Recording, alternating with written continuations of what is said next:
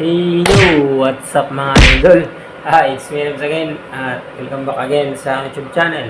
So, kung bago pa lang sa aking channel, please subscribe and hit the notification bell para ulit kang updated sa mga panibago ko ina-upload. So, for today's video mga idol, so on duty na naman ako. So, on duty naman tayo sa pagbablog.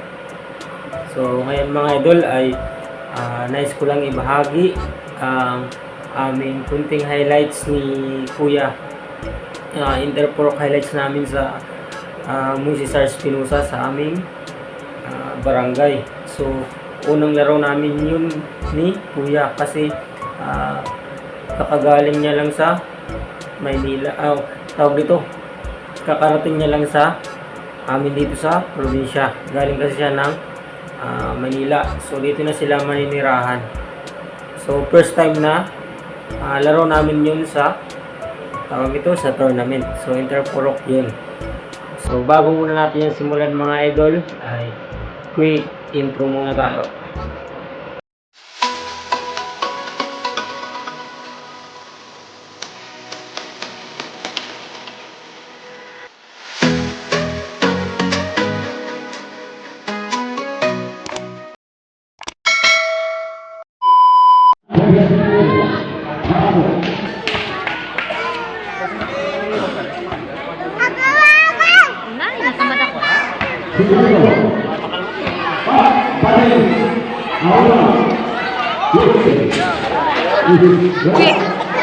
Idol!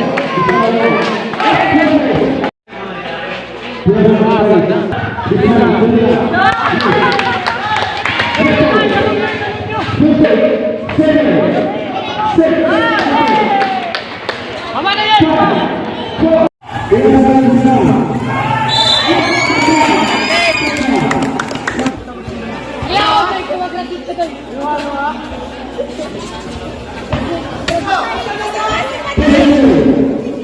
Pag-awa na, wag mo lagi si Tanong!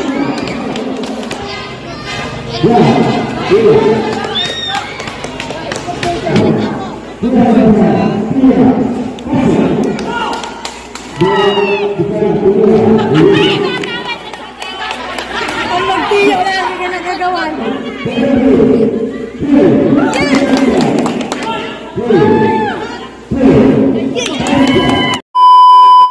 So, yun mga idol. I hope nag-enjoy po kayo doon.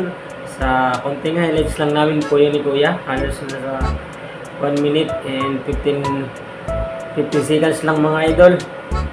So, sa amin lang yun ni Kuya mga idol. So, hindi nakasama yung ibang ka-teammate namin. So, dati kasi mga idol hindi ako nag-video. So, tawag nito, hinanap ko lang yun sa mga nag-video. Kape muna mga idol. So, hiningi ko lang mga idol.